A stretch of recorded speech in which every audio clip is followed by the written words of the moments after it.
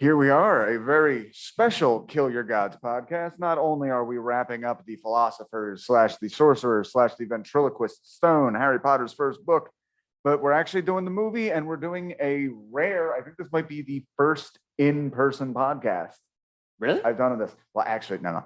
I did one in person with Rusty during quarantine, but I told her, oh, we'll do it outside. And then we didn't. Shame. So that's okay. I'm all vaccinated since. My guest is Rob Cruz, comedian and musician extraordinaire. He was just showing me some sick guitar sweep picking arpeggios outside on my front porch. It was pretty gnarly. We were licking it. We were licking it up to the delight of, I think I heard one of my neighbors give like a woo. Yeah. That's all I need. Damn, I wish I could have heard him. One, I'm actually hard of hearing. Really? Yeah. Well, dude, especially my left ear, this was just always like, this is where the crash symbol was next to me during practice, and it just always fucked me up. Name. Okay, I'm realizing I need to futz with this real quick. Who says it's unprofessional to do any of this? Dude, hey, baby. This way. So, yeah, well, tell us anything you're going on, where we can find you on social media, all that stuff. Yeah, just follow me at Rob Cruz Comedy on Instagram. That's where you can check my shows and stuff like that. Got a show September 9th. The name of the venue is fleeting right now, but September 26th, I'm going to be in the Big Apple with Jay Simpson and Mark Norman. So check that out, and do a podcast every Monday at the Raven Lounge called Do Rag and the Deer Tag, which is a good time. So check that out. Follow me for the deets. And that New York one is at Broadway Comedy Club, if I'm correct, right? Yes. Awesome. Yes. Very cool. So yeah, you're a Harry Potter fan, but you haven't read any of the books. Yeah. That's interesting. There's got to be a lot of you out there. What? There's got to be a lot of you out there. I just don't think I've met many. I think the way reading was brought into my life was like presented as a chore. So I need to like shake that out of me, because I think I would enjoy reading, but I think there's that conditioning in my head that every time I read a book, I feel like it's something I have to do. But I got introduced to Harry Potter through the movie. Okay. Well, how did that become a chore? How was that introduced to you in life? I'm curious. Just school. But in reality, it's a good thing. But my mom would like make me like sit down and like read a chapter of a book like every day, like during like school week. Like that wasn't even like a part of school. Okay. And and then she would be like, so what was it? To like quiz me on it. So nothing stuck with you enough that was like, this is really cool, thanks, Mom? Or was it always just like, Mrs. Havisham fucked Pip over just like you're fucking me over, Mom? Yeah, it was all like classics, which I respect the classics, but it wasn't tickling my little kid fancy. I wanted weird shit. Yeah. Yeah, I got it. Well, I read like Goosebumps and Animorphs when I was a little kid. And then I got into Kurt Vonnegut, which was just so like mind-blowing life philosophy. Like just the kind, it's almost like God is patting you on the shoulder and giving you advice. And God's like a weird old hippie guy whose mom killed herself. And that's really influenced him pretty much. And around what age did you get into that? I think like 13. Okay. I got that. You got to keep in mind, there's like people who go to school for English majors who have always loved reading literature as their life. And then after school finishes, they will not read a book of their own volition for like 10 years because school sucked all the fun out of it. Right. Like that's a very common complaint about people who go to school for English and literature. That makes sense. Yeah. It kind of happened to me with music when I was doing music full time. I couldn't like listen to it in the car. Like I would listen to podcasts and like comedy stuff. And now it's kind of switched where I feel like I have a hobby now. Ooh, okay. Yeah, dude. When I so you know what happened?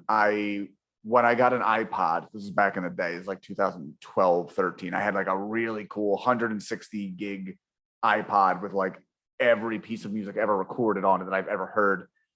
It got swiped by a heroin addict friend at a New Year's party, which in retrospect, I should have known better, but that's what they do.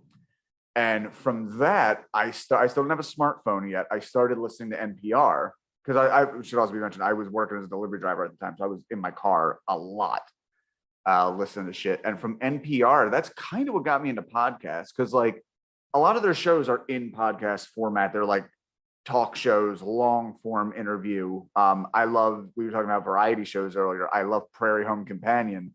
And then that guy got fucking railroaded because he was like pinching heinies backstage and whatnot. He was pitching heinies? He was pinching heinies. Yeah.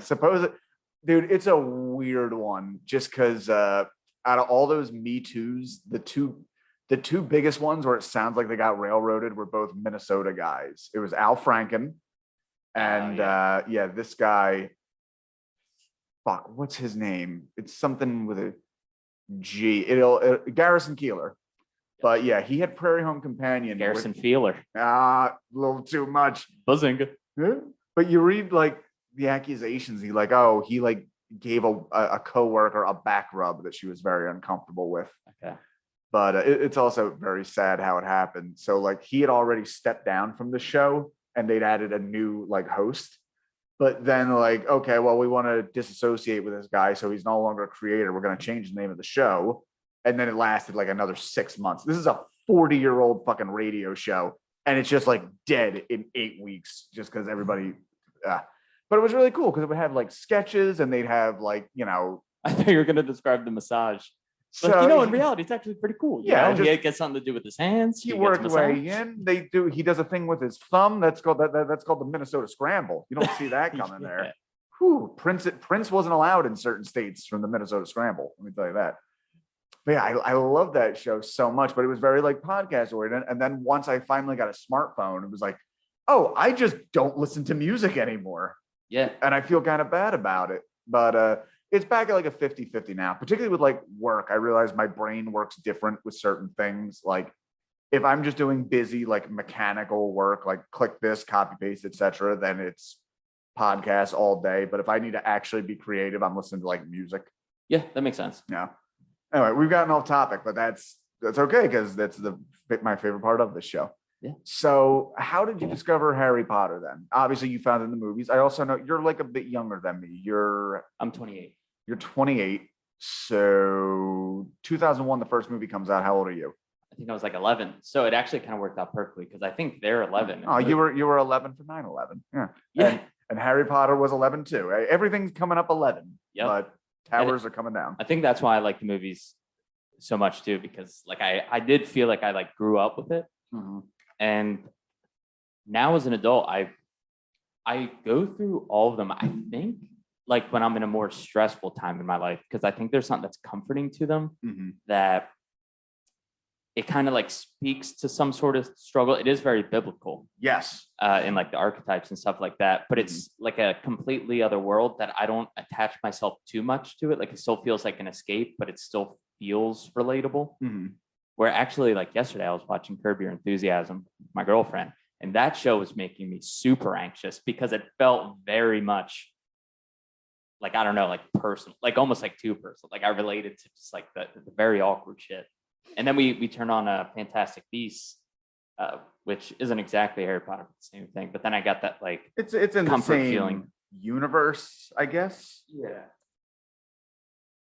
So yeah, that's really cool. Sorry, I fucked myself up. Yeah, I know what you mean about being in like that different world. You mentioned Broadway Comedy Club. You know, I have a travel phobia that actually prevented me from doing a show there. But to get over a lot of that bullshit, I've actually been watching a lot of Lord of the Rings because, you know, hobbits are like, they don't like travel. And there's even like, I have had that thought in my head that Samwise has when they're going on the trek with the ring, where they reach a point and he just stops. He says, like, if I take a step from here, it'll be the furthest away from home I've ever been. Like, that's bullshit anxiety brain, Samwise. I know exactly what that's like. Yeah. So yes, I'm embarrassed to admit how many times I've thought of Frodo's to get me over my weird travel. I get it. Hobbits. So you're like just the right age. You're 11 years old. Is this? Oh God. So you're kind of at the ground floor for like Pottermania. Yes. You know what? Let me get into some of the details here because I did some notes just on the production of the movie, which was pretty interesting. The budget was $105 million and it made $1 billion. That's a lot of magic. And of course, this is the first of 8 movies. So like they're making more than like small countries' annual GDP. The producer wasn't looking to capitalize on Pottermania, as that wasn't really a thing. We think of like the books and the movies now, but if anything, like the books were good. The books had their fans, but it was really like the movies that made the books like as huge. Because once the movie came out, everybody's about it. It's like they were only like 4 books into the series, I think, then 3 or 4. Mhm. So yeah, so that's really what started the Pottermania thing. How was that for you? Were you coming at an age where like everybody was into this? This was like your generation's thing? Yeah, I remember it being pretty big. Like I remember a lot of the kids my age were reading the books, and yeah, like I said, I just wasn't into the reading part, but I just loved watching the movies. I liked seeing it. I don't know. Right. I get that. There's definitely a fun to seeing the characters come to life on the screen. But I can also just see like, no, I just want to see that. Like I really don't care about the rest of it. I think now I want to go back because there's so many details of like cool shit that I feel like I would like to know, like certain like spells and like maybe like some side characters that got cut out and stuff like that. Right. Yeah. There's a few in here. We can get into that. So yeah, they only sold. So yeah, they weren't looking for Harry Potter specifically. This producer for Warner Brothers, they just wanted a kids franchise. In fact, they almost went with a children's book called like The Ogre Downstairs or something. So there's an alternate universe where The Ogre Downstairs made like $90 bajillion apparently. Interesting. Sold the film rights for insane for how much money? Sold the film rights for $1 million. A caveat that J.K. Rowling had was that the cast had to be British and Irish, which is weird thinking that like without that caveat, like, oh yeah, you could easily I could see them trying to make this in America and like put Hogwarts in like Hawaii or some shit. Yeah, like a Zoe 101 spinoff. Yeah. Oh, okay. Harry Potter meets iCarly this week on Nickelodeon. Yeah, that they overly make it about like cute boys and like I don't know, just like personal growing up shit. But I think they want a contest for Justin Bieber to perform at Hogwarts. Yeah. God. Oh, I actually had a note here. Yeah, maybe imagine Miley Cyrus as Hermione, and then 8 years later, fingering herself on stage with a wand. The only exception was for French and European actors who would be needed later for Goblet of Fire. This may be, it's funny because there's been a thing the last 20 years where like so many actors in American films are all British. And I'm wondering if this is the start of that, where I know they're like they're trained in such a way that they're just better than us. It's kind of racist and how we're just like, yeah, the Brits are just better at acting than all of us. But I'm curious if it was a response to that. Because like maybe she saw that all like the British actors were going to America, and then like America media and stuff like that was getting all the credit for all this homegrown British talent. True. The only one I can think of who was an English actor playing mostly American roles around this time was probably Christian Bale. Okay. I thought Christian Bale was just straight up American, and then I saw an interview he was doing for like what was it? The Prestige. You ever see that movie? No. It's fucking great. It's about dueling magicians, and fucking Thomas Edison and Nikola Tesla are there. Interesting. David Bowie plays Nikola Tesla in that movie. It's great. Cool. Check it out. Yeah, he was the first British guy I could really think of. Rowling was hesitant to sell as she had to hand over the film's rights for the characters, meaning that Warner Brothers, if they wanted to, could have kept making Harry Potter movies not written by her. Oh, okay. Yeah, if they really, I'm sure they like reconfigured it at some point. Steven Spielberg was negotiating to direct before dropping off. He wanted it to be animated with Haley Joel Osment doing the voice of Harry. Ugh. Yeah, that doesn't sound good. He said the entire concept was a slam dunk and that whoever helmed the first film was going to make $1 billion. He ended up directing AI instead, also starring Haley Joel. The world had a boner for Haley Joel Osment at this time. Was he the one? He was Sixth Sense. Oh, okay. Sees dead people. My favorite film of the time. He did the movie Pay It Forward, where he's still a little kid, but somebody stabbed him to death. I didn't see that. Spoiler. He had an act for finding good kid actors. I saw that audition for that kid in E.T. Yep. Where he got emotional. Mm-hmm. I was like, this is unbelievable. Yeah, How can you just channel that young? It's I don't trust kids that can act that well that young. Like there's something Scary. a little wrong. That there's a tinge of like put on a smiley face when dad comes home or he'll hit mommy. Like that kind of. When it came to directors, J.K. Rowling's first choice was Terry fucking Gilliam. You know who Terry Gilliam is? Yeah. He was an original member of Monty Python. He directed Brazil and 12 Monkeys and Fear and Loathing in Las Vegas. Like, but he has like a weird, very surreal kind of style. If you've ever seen the movie Baron Munchausen, he can pull up kind of kid stuff. It ended up going to Christopher Columbus, director of Home Alone and Mrs. Doubtfire, less famous for the film adaptation of the musical Rent, and more famous for slaughtering the Native Americans and being a hero to confused Italians everywhere. Where do you get the, I don't care if it is your birth name, where do you get the balls to go, like, hi, I'm a director, I'm Christopher Columbus? That's a big thing. Yeah, balls, that's what I think. They actually changed child labor laws in the UK to entice them to shoot the movie there. They made it so that kids could film longer, which makes sense. I mean, this movie is like, there are children on scene for all of it.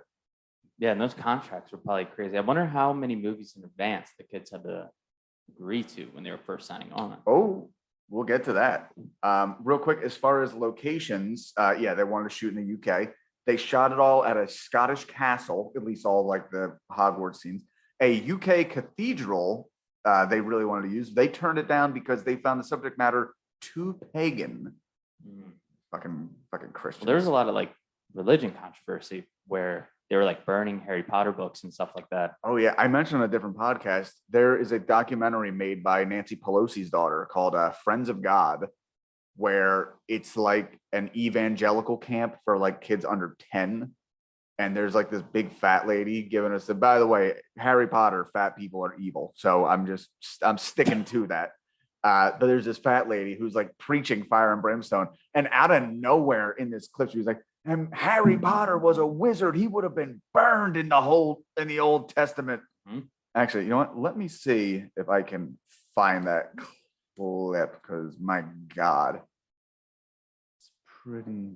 Wait, maybe it was called Jesus Camp.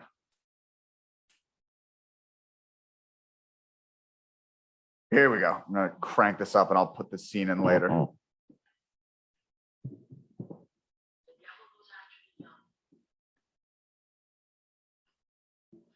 who cannot fend for themselves. That's why we're trying to help you. We're trying to warn you. And while I'm on the subject, let me say something about Harry Potter.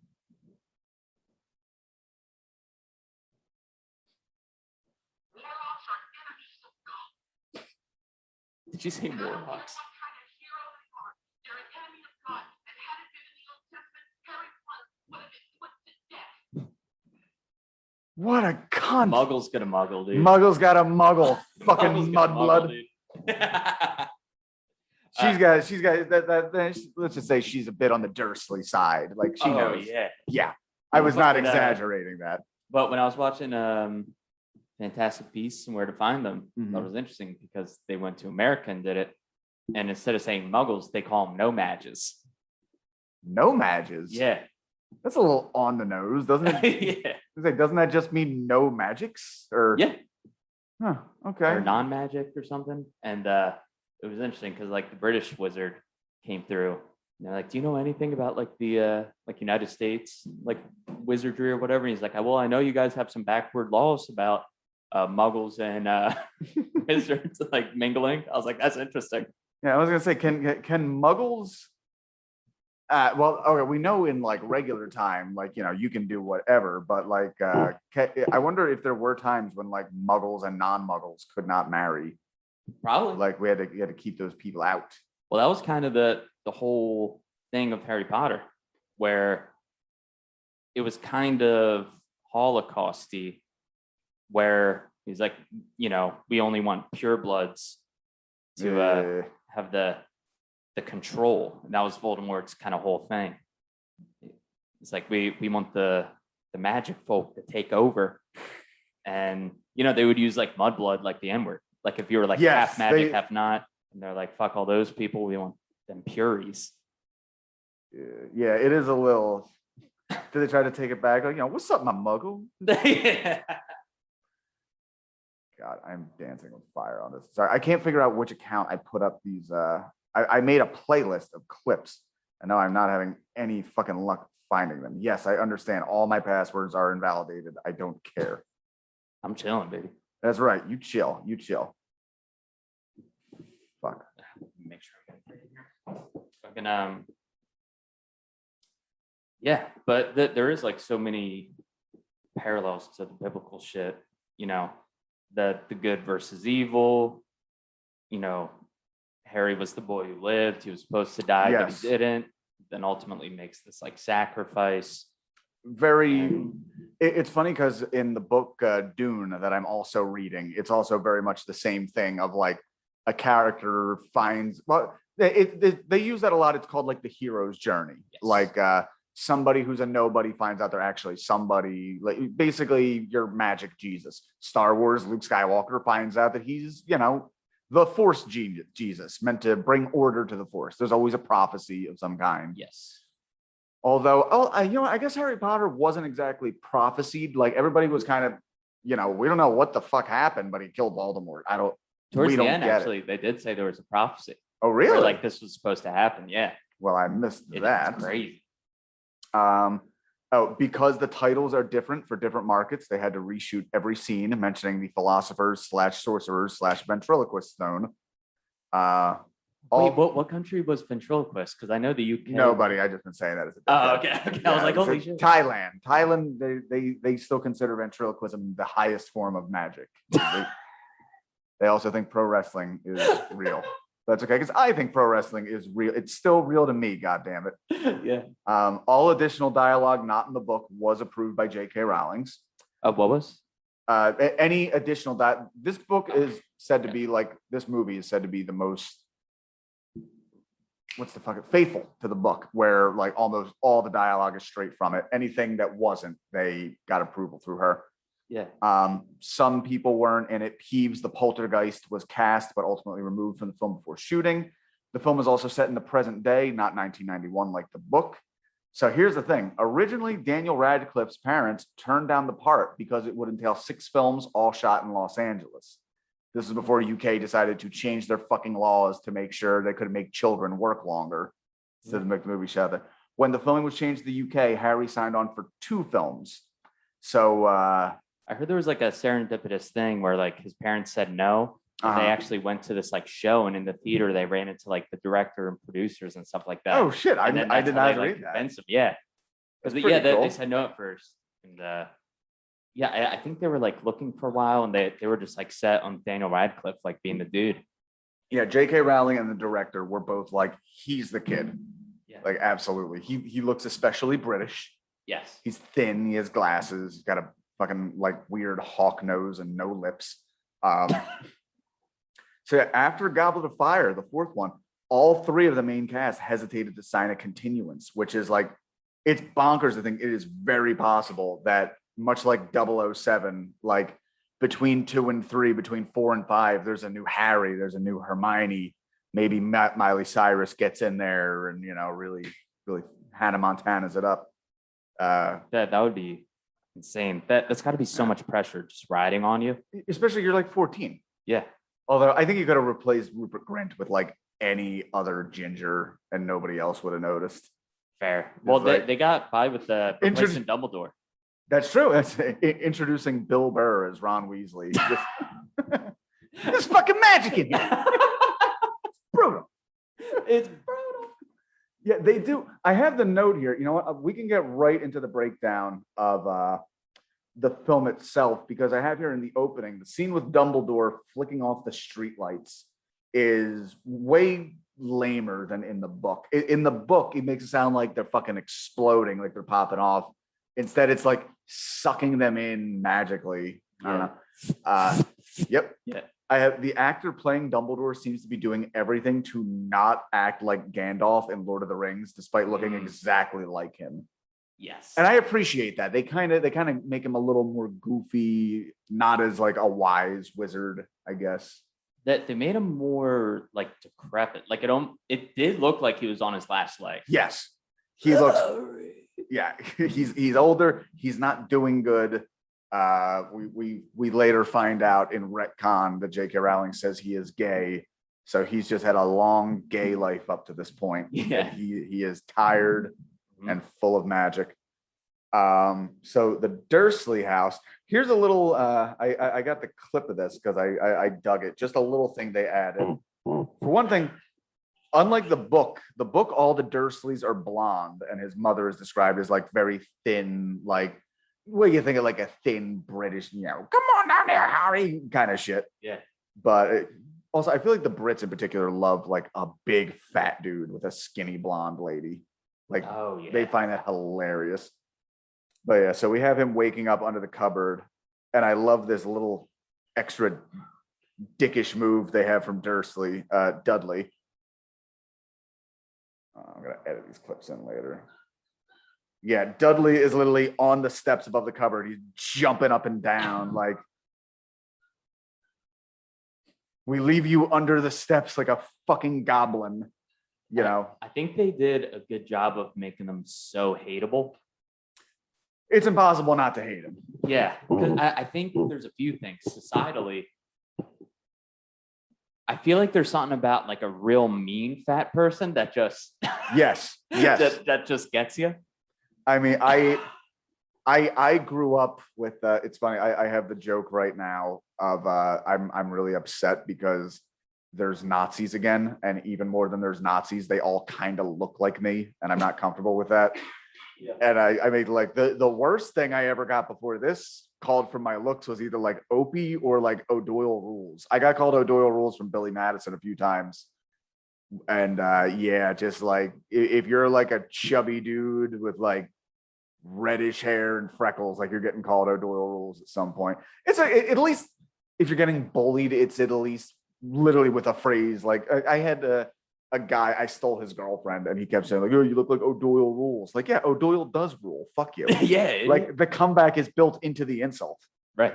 So. In this case, O'Doyle did rule. Yes, he did. But yeah, like I feel like even the people that say they're very like inclusive and like, body positive and stuff like that, if they feel like they get the green light to finally make fun of a fat person, it's like all the shit that they carried with them trying to hold it in comes out. Like with Chris Christie. Oh yeah, dude, no one had issue slinging the fat jokes at Chris Christie. Yeah, especially I just love how fucking left-wing people, especially on like social media, was like, we need to don't body shame and we need positivity. And like, look at this fat fucking whale on the beach. Yeah, it's in everybody, dude, whether they like it or not. Choke on a ham bone, you fat fuck. Yeah. Yeah, that was you know what? I'm gonna say this anyway, because this happened at Raven Lounge. I once saw a comedian go up there, Raven Lounge being the longest running open mic in the city, as they're very glad to tell you. I watched a guy go up. He was like, he wasn't great. He was like a Jersey guy, good guy though. And he had this bit, it didn't even make sense, where he said in the bit that like, if like, how you cross your arms? He says that only works if you're like sitting down or standing. If you're actually like walking around, like you look gay. So, and not even like, you look like a homosexual, like you look weird. I don't know. But so he tells this joke that nobody understands, but it's whatever. But there's a gay comedian I know in the audience. Oh, okay. Yeah, just said his name. And I can see him steaming. He's not up for 7. Like, this is ridiculous. Yes. He is not up for 7 more comedians. And when he gets up, he throws his own set to yell at this guy that everybody forgot it already. He's like, oh yeah, you're worried about crossing your arms looking gay? You know what'll make you look gay? How about if you suck my dick? Like, dude, you are so against sexual harassment, and that flew out the fucking window in a second, because you need to tell a young, not that funny black comic to suck your dick because you were pissed off he made a lame joke like, if you walk around with your arms crossed, you look gay. Like, and I listened to them talking outside, and the guy was like, are you really upset by that? Like, it really does hurt. I'm like, does it really? Did that hurt you deep inside? Did you flash back to when those kids pushed me into the lockers? They were saying, quit walking around with your arms crossed. Yeah. Yeah. Well, for me, I try to relate it to the Jew stuff. Like, but when I hear people making Jew jokes, and for me, it feels so vague. Like, it doesn't feel as personal. Granted, I was more culturally Jewish. Does it feel vague? Yeah, it was vague. Sorry. Yeah, and it didn't really get me schwitzing that much. But I think just because it's so vague and there's so many Jewish people out there, like, it didn't really hurt me too much. But if someone said, like, Rob, like, you're greedy and stuff like that, that would hurt me more because it feels specific. Right. It's personal. Right. Ooh, I shouldn't do this on the podcast. I've in the Nazi joke, I have one of the things I point out there is, like, my wife is Jewish, and I try to, there's no way I can do it and make it worth it. I try to get an oven joke in there, which is just, it's brutal. There's no way to make it funny. People die. It's horrible. People died and got shoved in ovens. But they're like, my wife's Jewish, all right? And the only I'm trying to have Jewish babies with her. The only Jews and ovens I care about is putting a bun in her oven. And it's not. Yeah, you see, it's too clunky. It doesn't work. It just. But it's not like, it doesn't like make me feel upset hearing that. Right. It's just, it's not. Because also too, it could be the comic thing where I'm just like, I know what you're trying to do, Right. Like I get the intent. Yeah, the reaction of the crowd has always just been like, we don't get it and fuck you, which, like, I deserve that. So that's why I don't do it. I shouldn't have even said it on here, but fuck it. Well, also too, with like a regular audience, they're so not in tune with what that is, that it's kind of like jarring for them. And it's hard to like get them to understand where the intent lies. And like, it's like being absurd, like intentionally. But I mean, culturally, it seems like a time where people are just like, it could be the difference of the audience being dark and not, because if the audience is dark, they feel safer to laugh. Oh yeah, you're talking for people listening. This is for literally, like, if the room is lit and the audience can see each other, they are less likely to laugh at bawdy jokes because they know people will be able to see them reacting. It's crazy. Fucking crowd psychology really blows my mind with that. It's bananas. Yeah. All right, keep going to this. I will say the cupboard is bigger than I would have thought. They make Harry cook breakfast, which is different. That's not a weird change. Like I said, the Dursleys are all brunettes. They go to the zoo. There's the whole snake thing. In the book, Dudley's friends come with them, who I think we meet in like later movies, right? Yeah, like, well, actually, I confused Dudley's friends with Malfoy's friends because they're all like husky kids with husky kid names, like Grab and Pork Chop and shit like that. Oh, is that Malfoy's friends? Yeah, it's like Crab and Doyle. There's a Doyle, I think. He rules. Crab and Doyle, I think. Yeah, I think yeah. So we're 9 minutes into the movie where the letters start arriving. We're a few chapters in by that in the book. So yeah, all the letters come in. Dursley loses his shit that his child slave may be taken away. Who will cook him his dozen egg omelets now? Flood of letters continue. Enough that the Dursleys go to a deserted island where Harry, everything I've read online have said this is the saddest scene in the movie that's not in the book. When they're sitting there in that weird like island cabin and Harry is like writing happy birthday to himself in the dust. Yeah, are you saying they cut that out? No, I'm saying that's not in the book. Oh, I see. Yeah, but that's like a very powerful scene people always point out. Yeah, that was super sad. Yeah. Did you have any? But a really good choice, I think. Can you think of any particularly sad birthdays you had as a kid? As a kid? Yeah, you can think about that for a second. Well, I'll give two. I had a sad birthday as an adult.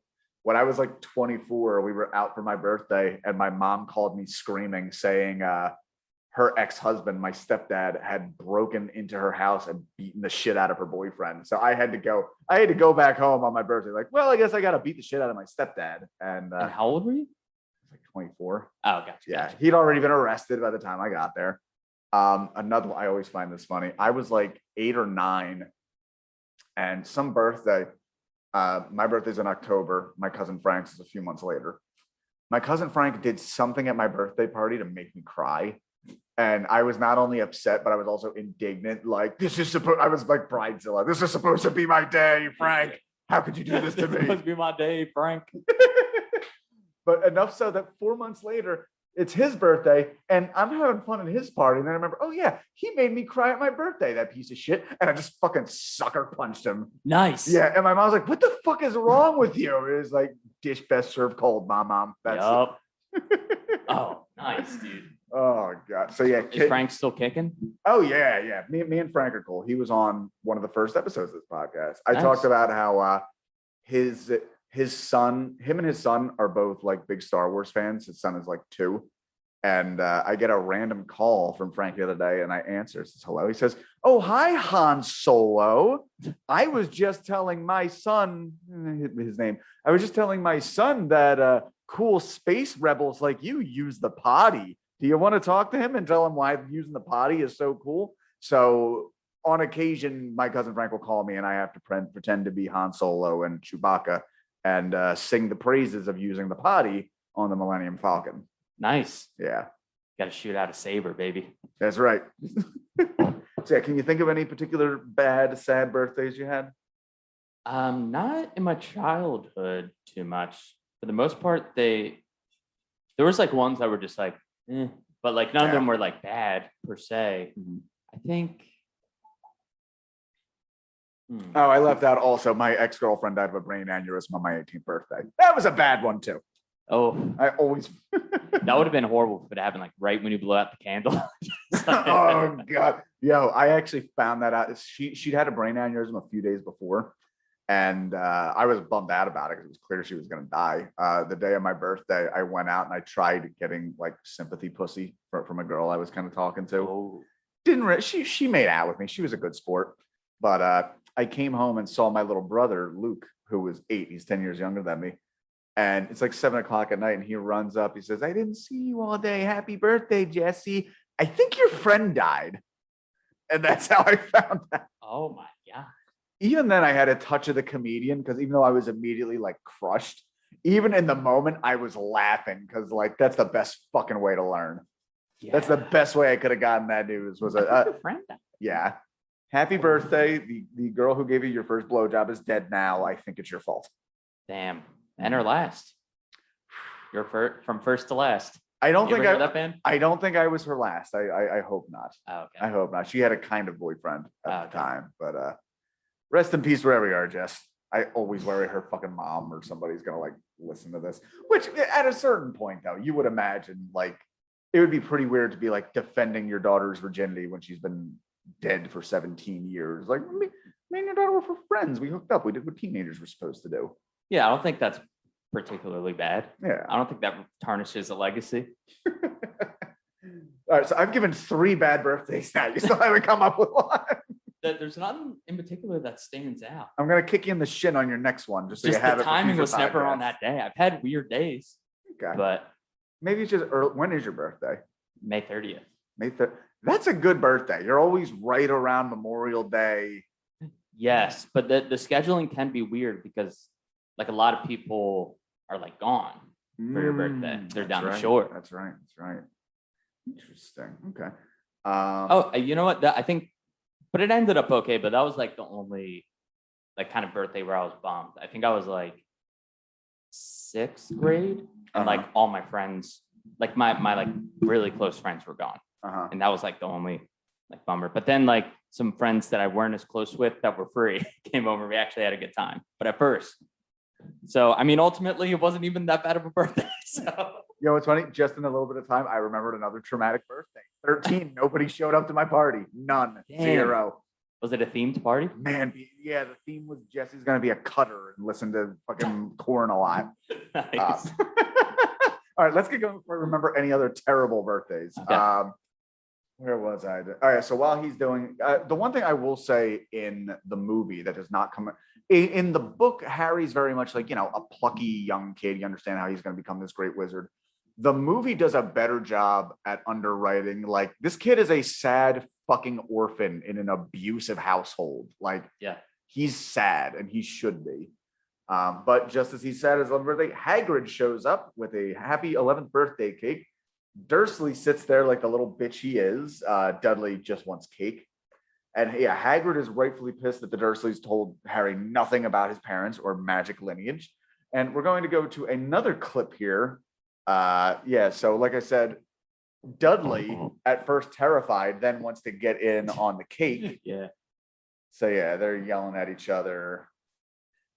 Never insult Albus Dumbledore in front of me. That is great. And like his magic wand is a purple thing. So here's the thing: gives Dudley a tail that rises directly out of his ass. Yeah. That is so upsetting. Like, I also rewatching it, I like the sound effect. It was like a pig squeal right when it like went in him. yes, but like, I wonder like if it's growing right out of his asshole, maybe something grew in. Like that makes I would squeal. I would squeal too. That is upsetting. That's when he found out about the prostate. That's right. And this is only a few days after Dudley's birthday, so I'm sure he considers this his birthday as well. One thing that actually always bothered me is I never knew how it got removed because they just walk out. He doesn't like be like, oh, okay. Ooh, all right. So here is another difference between the book and the movie. So in the movie, Hagrid takes him to get his cultural school supplies.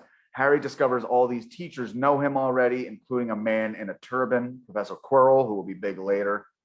Yeah, unlike in the book, what happens is they send him to, he goes with Hagrid, he gets all his stuff, he gets his robes, he gets his wand, and then he goes back and lives with the Dursleys for like another few months. Really? Yeah, and I think even in the movie, it says like he gets the letter in July, and it says Hogwarts starts in September, and they just steamroll over it. Which you don't really need that, but in the book, the Dursleys are rightfully afraid of Harry now, so they just kind of like leave him be. They also put him up in a second bedroom, which has just been Dudley's toy room because he's a little fat greedy shit, so he needs everything to himself. Right, like in the beginning. Exactly. They're like, how many gifts are there? There were 36 last year, you piece of shit. But that does make sense because in the Chamber of Secrets, the next one, Harry does have his own room. Oh, okay. There you go. Yeah. So yeah, in the book, when they see that it's coming addressed to specifically to the cupboard under the stairs, they're also like, shit, they know we're abusing him. Let's put him upstairs in case something happens. Right. But in that time, like he asks Uncle Vernon, for a ride to the train station, and he's just like, yeah, okay, whatever. Just I need to get back soon for Dudley's surgery. Like Dudley's surgery, like, yeah, we can't send him to school with a pigtail coming out of his asshole. Like we need to take him in for that. Dude, you just answered something I've been wondering for so long. That's sick. If only you didn't hate the written word so much, you would have seen that on your own. Dude, you're getting me excited. I think I'm gonna do it. Nice. Yeah, it's really a quick read. Yeah. So, especially if you already know the plot. So yeah, we meet the troll bankers, and what we were talking before about things being a little controversial. Like you remember in Star Wars where they meet Watto, and he's like very Israeli, like, you know. That's one I haven't seen too much. Star Wars. Yeah. Yeah, just like a little bit here and there. It's here, you know what? Let me pull it up in the background. This is just like latter 20th century, early 21st century, where it's like, guys, could you have not made the merchant fucking Jewish? Like that's pretty That's pretty fucking easy, I would have thought by now. Yeah. But here, let me see. Yeah, so again, this is a merchant they made in 2007. Whoa.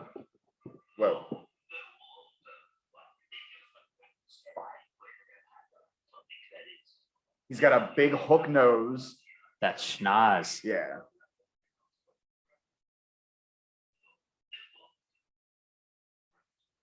No, they won't. I only care about the money.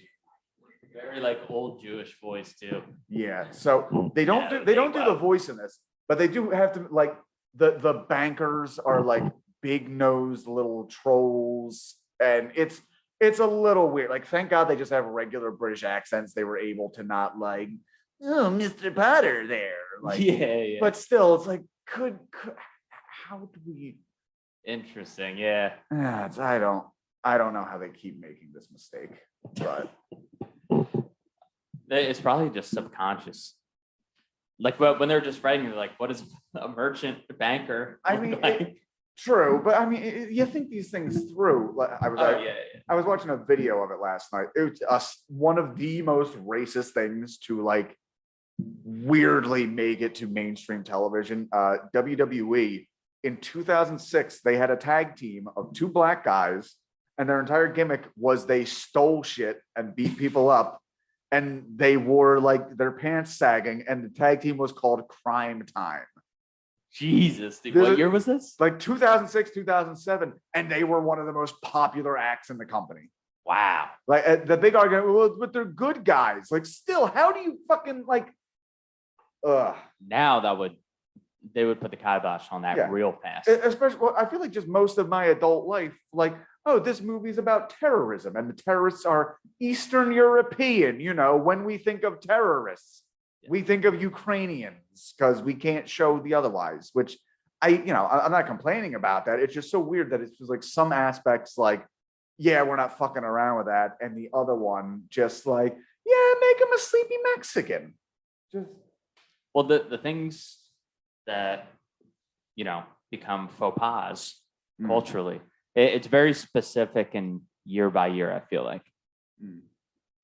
Trying to think, like, what's one of the last things you can really still show and be a little bit like, well, white people, obviously, that's the easiest. The fucking Chad, the frat boy, like, they're always going to be monsters, but that's fine. We're due for our turn in that hot seat. I think you can still do. Wow, yeah, I'm trying to think. Yeah, or like everything that's white is pretty much fair game. I haven't seen too much like Jew jokes recently. No, the Indians are finally speaking up where they got rid of Apu, or I think they recast them. The Simpsons, maybe Native Americans. But then there was the whole Redskins debacle. So yeah, probably... they just changed that. Yeah. So, but they're still the Chiefs. I wonder if they're gonna. Wait a sec. Oh, wait, yes, no, they're still the Chiefs, but the Cleveland Indians baseball team, they just changed too. They're the Guardians now. Really? Yes. Wow. Unlike Washington, which I do not understand how Washington ever like. We're gonna get rid of the name the Redskins. Like, oh, what are you gonna change the name to?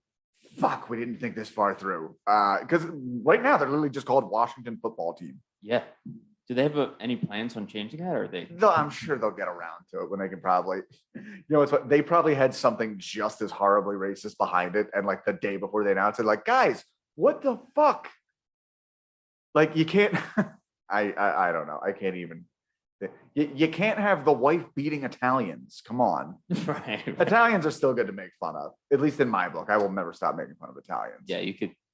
Yeah, they're fair game. Anything that's white, for the most part, yes, I think is fair game. Even though we all agree Italians aren't white. Continuing. Your take. Italians are the Taliban of Europe. I believe that. I could see that. All right. So the magic. Yeah, we meet the troll bankers. The wand scene is just as good, where he's trying a few different wands and he gets one that has like a similar component to there's a phoenix tail in it that only one other feather was ever taken, and it was Voldemort's. Yes. And so already a cool scene in the book, but the actor is William Hurt, who was in like Alien and fucking Snowpiercer. He's been in a million movies. He's great in everything. So he really elevates that movie, if you ask me. That scene's so good that I got bummed out when I went to Harry Potter World, because they have the wand store and you can go in and buy wands. And they're like, I was like, so the wand chooses me, right? They're like, it does. I'm like, awesome, let's get into it. And they're like, what is your birthday? And I was like, this stinks. And I just got fucking the Elder Wand, which is Dumbledore's wand, and Voldemort's wand, and that was it. Okay, well, listen, I am not a theme park guy, so I think we need to take a brief respite for you to tell me all about Harry Potter World, because I don't know anything about it. It's actually pretty cool. Yeah. How old were you when you went? When I first went, I was a senior in high school. It was for senior trip, and all my friends ditched me because they don't fuck with Harry Potter. So I just went by myself. And when they came back, dude, apparently I didn't even see them, but I was just like smiling ear to ear alone, just like looking around and everything. I had like a butterbeer in one hand and then my 2 wands in the other, and I'm just like looking at everything. Yeah, dude. That's so funny. It's like, come on, man, we're gonna go in the Tower of Terror. Like, no, I'll meet you guys later. And then you meet up later, and you have like a fucking hat with stars on it, and fucking yeah, the whole thing. Like, I'll meet you at Diagon Alley, dude. Nice. Yeah. We get to see a flashback of Lily trying to protect Harry. That's not in the book. She looks a bit like Pam from The Office. They skip Hagrid's best line in the book, where Harry asks, like, "Is he dead?" And in the book, Hagrid has the line of like, "I don't think so. I don't think he had enough man left in him to die like one." That's a good line. Platform 9 3/4. We meet the Weasleys. They're a bunch of dirty Irish Catholics with a ton of kids. Mr. Weasley doesn't believe in putting protection on his wand, so he just shoots his magic right up Mrs. Weasley. Wait, what? This is just me. I'm taking Harry Potter way too seriously, dude. I'm like, wait, are you serious, dude? I thought this reading the book, where it seems like, okay, well, they're red-haired, there's tons of them. You would think like, oh, well, that's like Irish Catholics, particularly over there. But the reason Irish Catholics have a bunch of kids is because the religion says sex is bad and don't use condoms. But in Wizard World, like, what would be the reasoning for that, other than just the Weasleys like to fuck? True. I think that's it. That's why I said he doesn't wear protection on his wand. I wonder if there's an abortion spell. There has to be. There has to be one, dude, but it's dark magic. Yeah. Prom-nitis. Okay, so yeah, we meet Hermione and Ron. Hermione's stuck up. Ron is a shy dork from a magic family. We get to the house sorting. Ron, Hermione, and Harry are all worried, but they all end up in Gryffindor, where all the cool, brave ones go. We meet Dracoy, who's immediately a dick to Harry about knowing the right people. I like in the movie, the Sorting Hat barely touches Malfoy. It's just like, Slytherin, get me the fuck away from him. There is a fun shot here that plays off later. We see Harry is looking at Snape. Snape is talking to Quirrell. Quirrell's actually facing away from him. And Harry gets his first like, ooh, my scar hurts. And we think it's from Snape, but we obviously know Voldemort is right there behind that culturally appropriated turban that Quirrell is wearing. Nearly Headless Nick. Again, I love it. John Cleese from Monty Python. Almost had more of them. It would have been better if Gilliam had directed. He would have stuck one of the other Pythons at a dress to play Hermione for a bit. Let me ask for the age. Did you have a crush on Hermione? Yeah. Emma Watson? Yeah. Yeah, because I only started watching the movies. I saw a few of them when she was like a teenager, and I was not much older than teenagers. Like, well, she's pretty. You have to wonder when they're hiring these child stars, if they know it's going to be a long-term thing. It's like, we also need pictures of your mother and father. We want to make sure you're not like an Uggo by movie 4. Yes. Yeah. Yes. See how puberty's going to hit them? That's right. Yeah. You got to like, you see some fucking cute little kids in like pictures, and then like puberty hits them, and like their fucking nose shifts 2 inches to the right, and like the eyebrows take over half the forehead. I think it hit Harry the worst. Really? I think so. Yeah, you know what? He looked like a guy. He had like an awkward teen years, and he'd eventually grow into like a half decent 20-something. Yeah, he didn't like look, which actually could be cool, but like he didn't look like a hero. Like he was just like a little dude. Right. Yeah, he's a little. That's what you deal with being a skinny guy. You know, you never know how it's going to turn. I know there was a meme that showed the actors for Harry and Ron and Draco and Neville, and the thing, it's them in their mid-20s, and somebody wrote like the ultimate Harry Potter twist: Neville's the hot one. Right, and that there's also a twist where, like in the prophecy, Neville was super close to being Harry. I've heard about that. I've heard that that's like a conspiracy theory, that he's the actual chosen one this whole time. Yeah. Could you enlighten me on that, how that goes?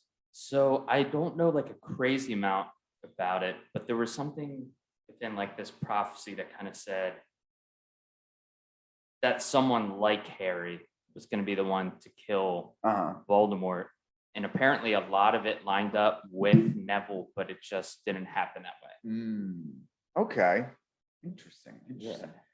They're shown to their quarters.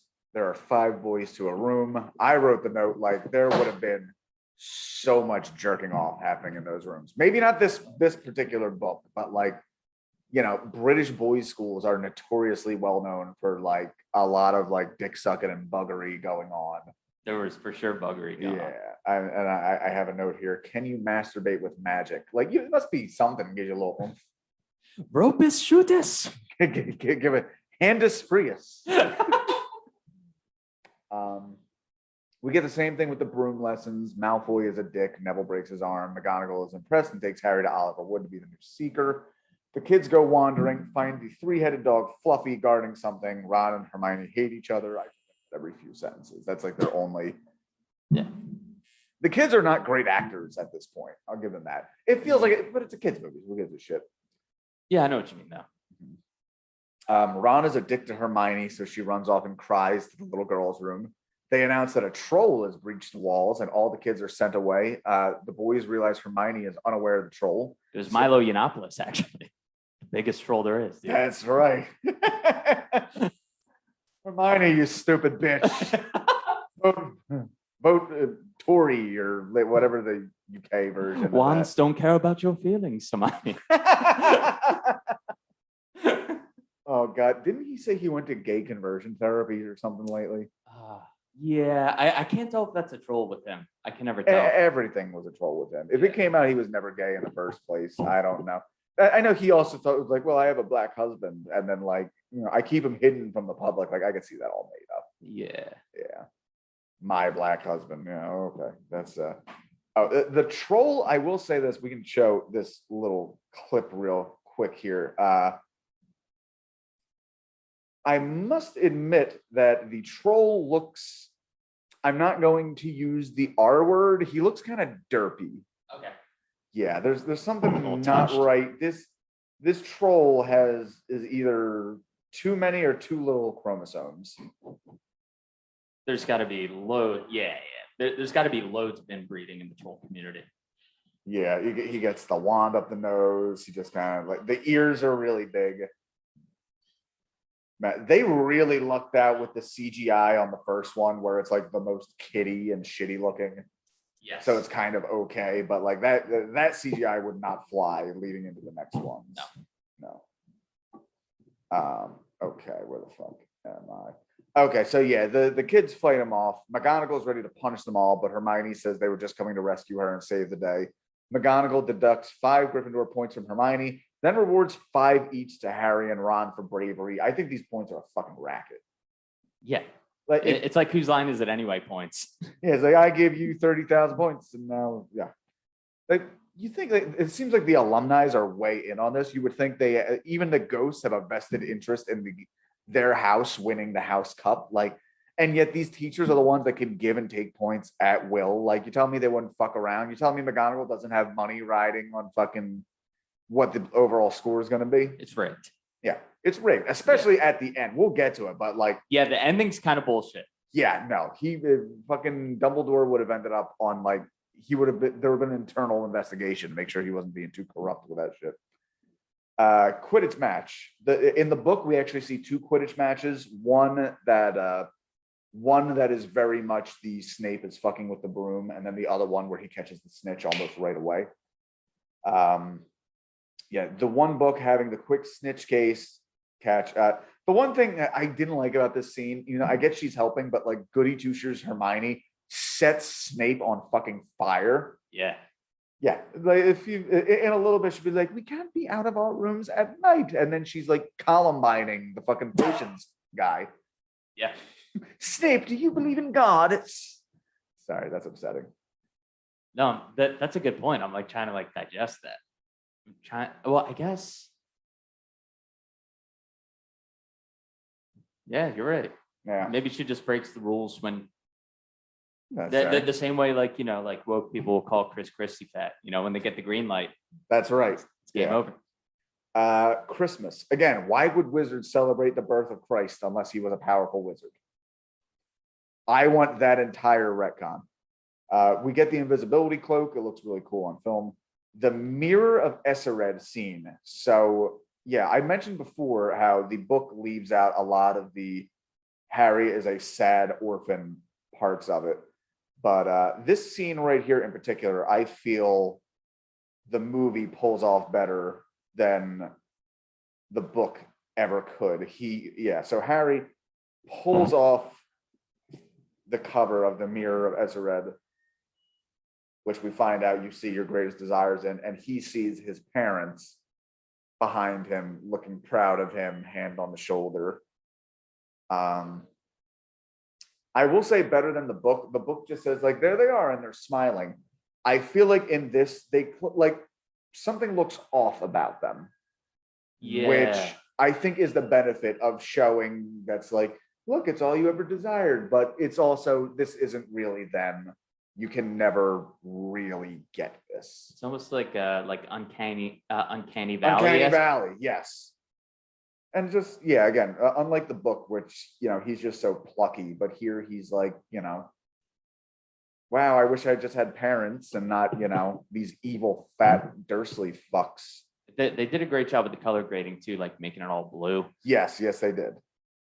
Yeah, the movie's well done. Like the guy, the director, his biggest criticism is he tends to go like too sentimental, too hokey.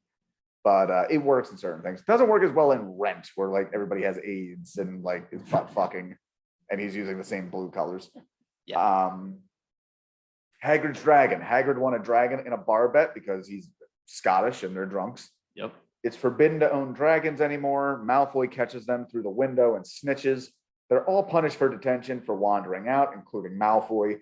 50 points each are taken from Ron, Harry, and Hermione because it's a fucking racket. In the woods, there's a dead unicorn that somebody is drinking the blood of, which is Professor Quirrell. Yes, well, Voldemort through Professor Quirrell. Yes, but here's the only thing is that they don't mention it in the movie, but in the book they do mention vampires. So like literally every fictional thing kind of. That's why it blew my mind. Like there's these unicorns too. Yeah, and it seems like everything that got left over from every mythical thing just got thrown in the forest. Yes, they're like, exactly. we can't have it in there yet. Let's just throw it in the forest. Centaurs, they show up. Like, where's the fucking Minotaur when you need one? Yep. So yeah, the creature drinking blood, Voldemort / Quirrell, starts approaching Harry, but he is chased off by a centaur. And the only reason I bring that up that baffles me is this centaur, I think his name is like Frizzell or some shit. His boys? No. His like actual character name, I think, is something weird. But the thing that blows my mind is this centaur has like six-pack abs. He's sexy. Yeah, which makes me wonder, like, how would a centaur even get abs? Like, they can't do sit-ups. All right, there's probably like have you ever seen like what is it, like an ape completely shaved and they're like jacked? Yeah, I've seen that. It's crazy. Oh, I'm trying to queue up the next clip. Okay.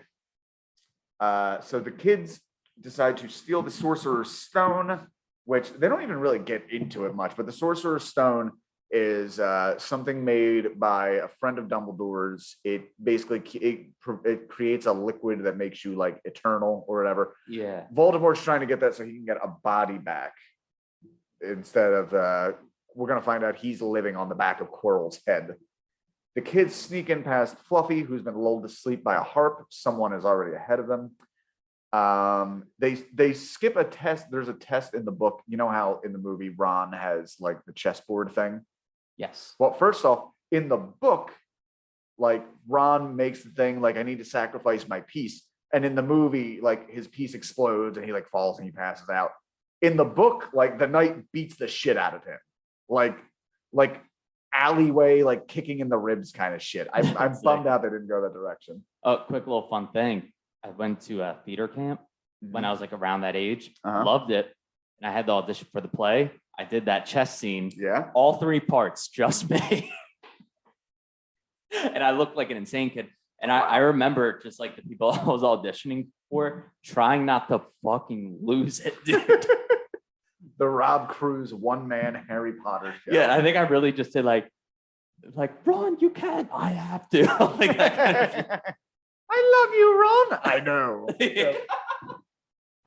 All right. There was a scene in the book where just before this, there's like another puzzle involving these like Resident Evil puzzles to get through, where Hermione has to like drink certain potions in order to unlock a door. That gets cut out. So Hermione's basically like just dead weight here.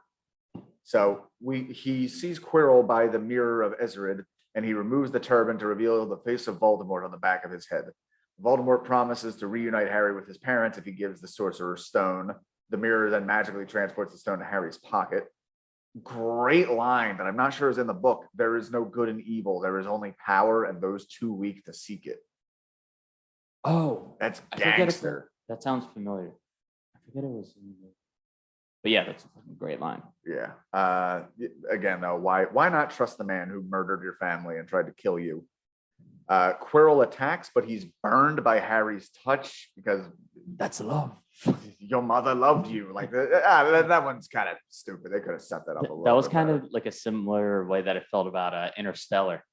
I don't know if you saw that movie. I did, but I don't recall what you're talking about. That they were saying like the one thing that like transcends like time and space and everything is love. Yeah. Ugh, the mathematical equation of love. If only Einstein had looked a little harder.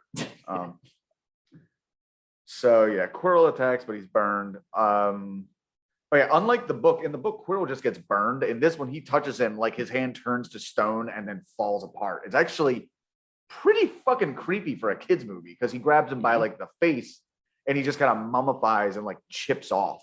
Yeah. Very upsetting. And also the like Voldemort on his head. Uh-huh. Like that was kind of creepy back then. Yeah, I get. Well, what was your reaction? For some reason, like when when you were a little kid, how did you react to like the scarier elements of it? I was spooked, but not like extremely. Like I was just, I just remember like kind of like a visceral reaction first. I was like, ugh. And I think there's something too when the CGI is a little worse. It's creepier. Yes, I will give you that. It's a little uncanny valley. You pretty much just said it. Yeah. I forgot what I was gonna say. Couldn't have been important. So yeah, Harry wakes up to Dumbledore in his hospital room, and he Dumbledore's the place up again, trying not to be Gandalf. At the final ceremony of the year, Slytherin has won the cup. It is in their hand, and Dumbledore gives last-minute points back to Harry and Ron and Hermione, giving them 50 points back each, and then gives 10 back to Neville for no reason, just for he helps out with something. Yeah, they said it like takes like bravery to stand up to like your enemy, but even more bravery to stand up to your friends or something like that. Right. Yes, because I think he tries to stop Harry and Ron from going in and seeking the stone, and they just put like a spell on him, like, fuck you, dude. And Dumbledore, he clearly encourages and rewards that behavior by giving them the cup, like literally in their hands. The banners are hung, like, yeah, magic, Gryffindor. Yep. No wonder Slytherins are fucking mean. Yeah, they were pissed, and you know what? I would be too, because Dumbledore is promoting vigilante justice. Yes. And like these kids, like they're for sure gonna keep doing that shit. Yeah, but there's nothing to discourage them from doing that in the future. So just break all the rules. Draco Malfoy was framed. That's what I'm here to say. # justice for Slytherin.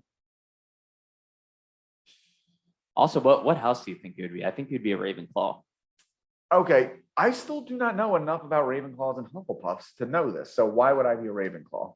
Because from my understanding of it, maybe Google it, but I think they're more like the intellectual types. Yeah. Yes. Okay. Characteristics of Hogwarts houses. Let's go into this.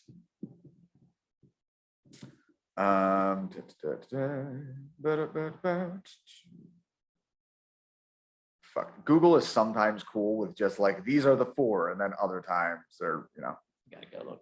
Okay. Gryffindor values courage, bravery, nerve, and chivalry. Hufflepuff values hard work, patience, justice, and loyalty. Ravenclaw values intelligence, learning, wisdom, and wit. Yeah, that's me. Like, I don't even want to be one of the cool ones anyway. Slytherin values ambition, cunning, leadership, and resourcefulness. I think I'm a Hufflepuff. Yeah, I could see you as a Hufflepuff. You kind of look like a badger, as is. You're literally wearing yellow and black right now, which is the colors. And I think they're more chill. Like more chill. They don't want to get involved in all the malarkey, it seems. That's right. They want to be above that garbage. Yes. Huh. Interesting. Okay, well, that's good to know. Yeah, I'll be a Ravenclaw. Ravenclaws are cool. But just before we came up here, we were discussing people choosing their sports teams by colors. Yeah. Which is a thing that happens. And my wife was like, I like purple. We live close to Baltimore. I love Ravens. Why don't we Ravens fans?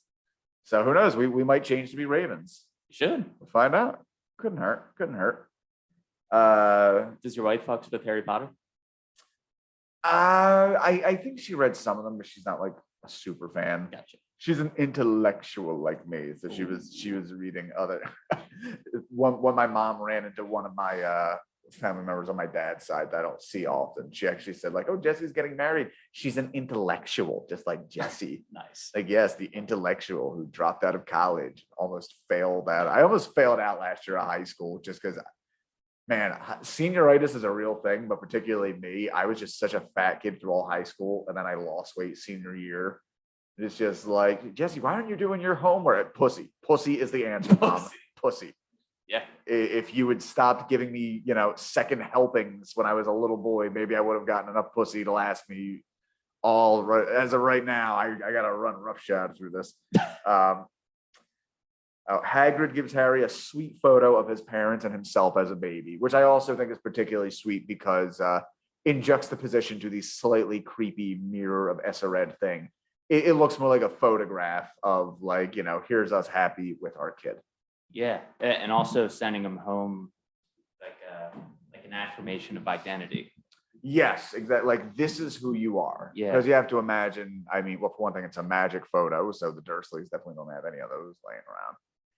Yeah, Petunia is like her whole thing. The reason they held him back and didn't tell him about well, obviously they hate him, but also like my family was so excited to have a witch in the family, and I'm the only one who saw Lily for what she was, a freak. Yeah, and then she married your dad, and he was a freak too, and we weren't going to let you become a freak. And how did we do that? We kept you under the steps.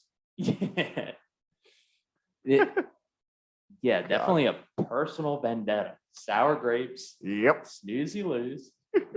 And it's interesting because they do like a flashback in I think it was the last one where her and Snape were actually friends when they were kids, and like you can hear Petunia being like, "You're a freak, Lily," like when they're kids. God, yeah, I want to say it's weird with Harry Potter just because it was so in the zeitgeist, despite never seeing the movies or reading the books. There's some things I just know. I know Snape was in love with Lily, and James was kind of a dick to him, and yeah. Snape reminds me of like Trent Reznor if he never got in shape. Trent Reznor, 9 Inch Nails.